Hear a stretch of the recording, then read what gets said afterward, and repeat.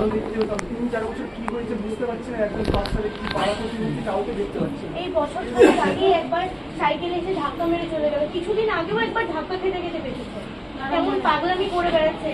তো দেখুন না, দেখি চশমাটা কবে গায়ে।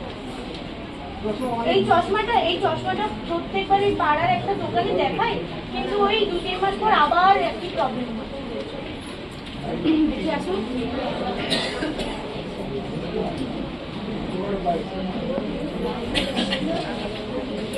একটু ঠিক করে দেখুন না ডাক্তার, আমার চোখের দিকে, আমার আলোতে দেখুন,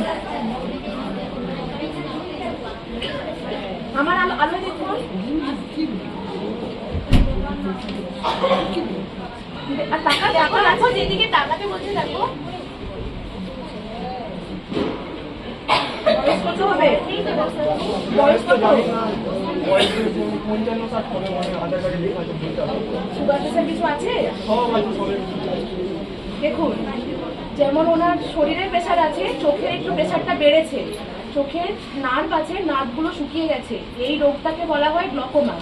আমি তো আর আপনার আগের দৃষ্টিটা ফেরত দিতে তো পারবো না, কিন্তু এখন আমি কিছু ওষুধ লিখে দিচ্ছি, সেগুলো যেন এই দৃষ্টির যেন নিচে যেন না যায়। আপাতত এই দৃষ্টিটাই আপনার থাকবে।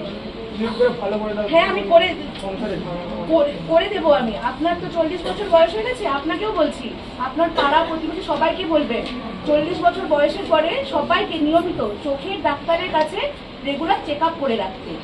আমি কিছু ওষুধ লিখে দিচ্ছি, এগুলো নিয়ে আপনি এখন ডাক্তার আবার আমার কাছে 6 মাস পরে আসবেন। ধন্যবাদ।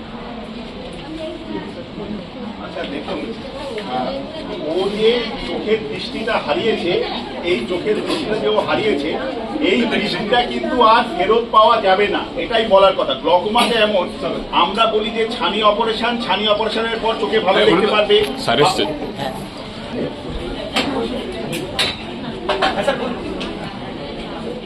আমরা বলি ছানি অপারেশনের পর রোগী আগের থেকে ভালো দেখতে পারবে বা অন্য কোনো চিকিৎসার পর ভালো দেখতে পাবে, কিন্তু গ্লকোমা হয়ে গেলে কিন্তু আমরা যে চিকিৎসা করি, যেটুকু দৃষ্টি আছে সেইটুকু দৃষ্টি রাখার জন্য।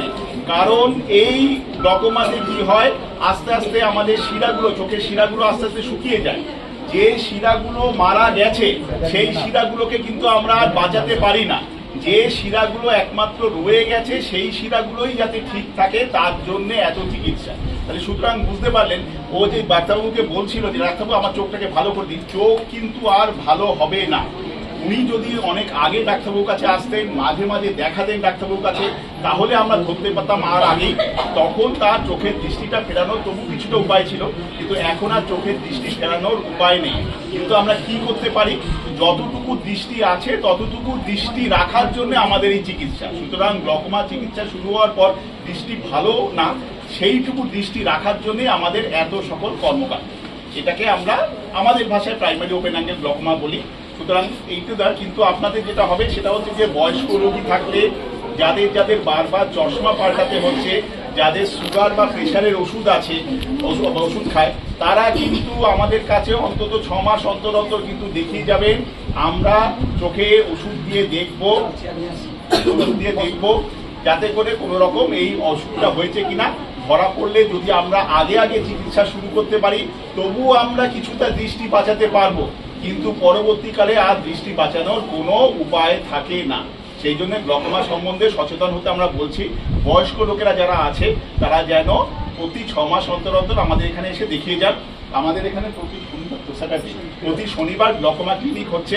আমরা বলবো শুধু শনিবার করে নয়, অন্য সময় আপনাদের আসবেন এবং আমাদের এখানে চোখের পরীক্ষা করে যাবেন।